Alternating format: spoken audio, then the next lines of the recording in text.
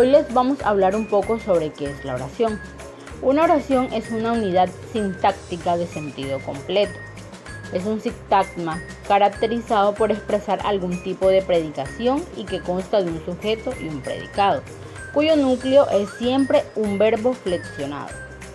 Esto quiere decir que una oración es una estructura bimembre, porque está compuesta por dos categorías sintácticas menores, que son las dos partes de la oración básicas, el sujeto y el predicado. Una excepción a esta definición es el caso de las oraciones impersonales, cuyo verbo no admite la presencia de un sujeto, esté elido o no.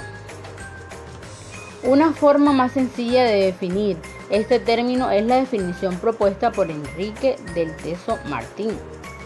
Una oración es un tipo de enunciado con una estructura sintáctica regida por un verbo. Es frecuente que el concepto de oración se nombre con otros términos, como frase o enunciado, cuyos significados y propiedades son diferentes. Un ejemplo de esto está: ayer se abrió la puerta a las 8. La puerta se abrió ayer a las 8. En la primera solo se habla de lo ocurrido ayer, con independencia de lo que pase otros días. La segunda es más amplia en el tiempo y se da a entender que días antes estaba cerrada y tal vez siga abierta. No es estrictamente una inversión del orden normal, pues tiene un valor propio y por tanto es frecuente que el lugar o el tiempo antepuesto no se separen con comas. Incluso si se usara el sentido primero con el orden segundo, estas sí serían necesarias, aunque la construcción resultaría algo forzada. La puerta se abrió ayer, a las 8.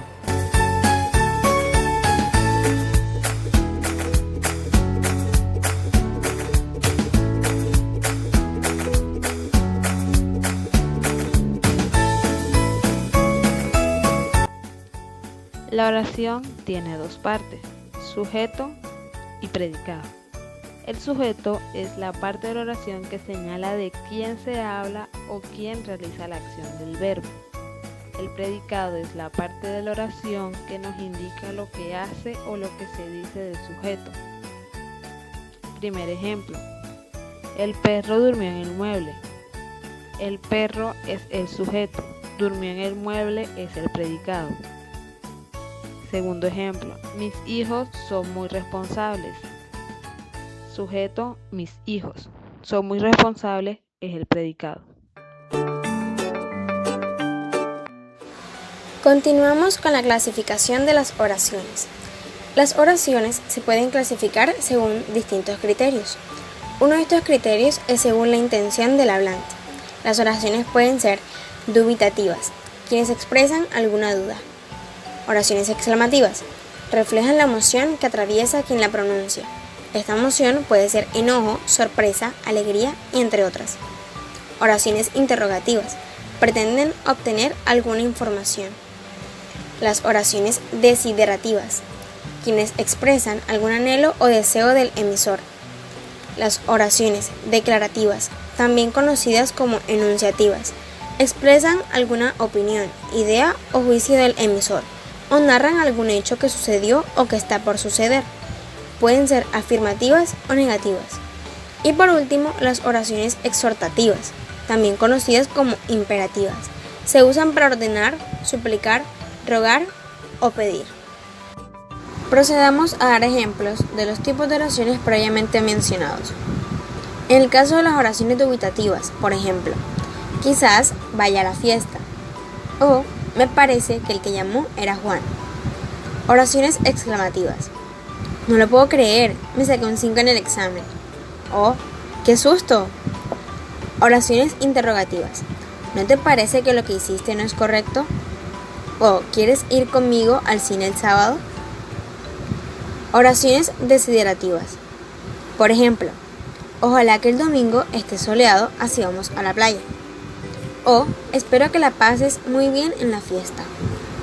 Oraciones declarativas: en el caso de las oraciones declarativas negativas, por ejemplo, este mes no llegamos a los objetivos propuestos. O afirmativas, el efecto invernadero tiene consecuencias irreversibles en cientos de especies animales. En las oraciones exhortativas, por ejemplo, te vas ya a tu habitación. O, por favor, te pido que me ayudes a hacer la tarea. La oración cuenta con una gran clasificación que depende de algunos factores, como por ejemplo, encontramos oraciones que se clasifican según la voz del verbo. Estas a su vez se subdividen en oraciones activas, que son aquellas que cuentan con la siguiente estructura: sujeto más acción o verbo más objeto. Aquí se destaca el sujeto de la oración. Por ejemplo, mi jefe anunció la decisión. Las oraciones pasivas son aquellas que se estructuran de la siguiente manera: objeto más acción o verbo más por más sujeto. Aquí se destaca el objeto de la acción. Por ejemplo, la decisión fue anunciada por mi jefe. Por otro lado, encontramos las oraciones que se clasifican según la cantidad de predicados. Entre estos encontramos las oraciones simples, que son aquellas que tienen solo un predicado o solo un verbo. Por ejemplo, el abogado ganó el juicio. Ganó el juicio es el único predicado. Oraciones compuestas tienen más de un predicado o más de un verbo. Por ejemplo, el abogado ganó el juicio y los acusados fueron presos. También encontramos que las oraciones se clasifican según la cantidad de miembros. Las oraciones bimembres son aquellas que tienen dos miembros, es decir, sujeto y predicado. Por ejemplo, María está en su casa. María es el sujeto y está en su casa es el predicado. Oraciones unimembres son aquellas que tienen un solo miembro. Por ejemplo, qué envidia, llueve mucho, lloré bastante.